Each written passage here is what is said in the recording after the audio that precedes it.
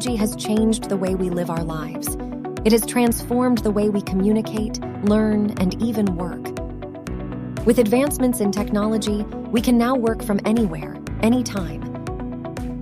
We can access education from any part of the world, learn new things, and connect with people online. We can stay connected with our loved ones and friends no matter where they are.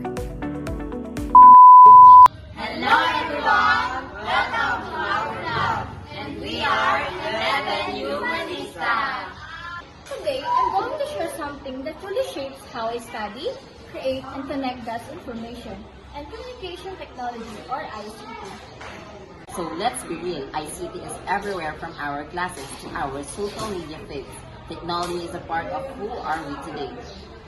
But for us, as alone students, ICT is just about scrolling through TikTok or watching YouTube. It's about connecting with people, understanding society, and sharing my ideas with the world. ICT makes learning so much easier and more exciting. So we are using Google Classroom to check a lesson and submit our class no more lesson papers. Then there's Google Docs. May go to for group projects. We can edit at the same time, even we're miles apart. And when I want to be a creative, Canva and CapCut are the best friends.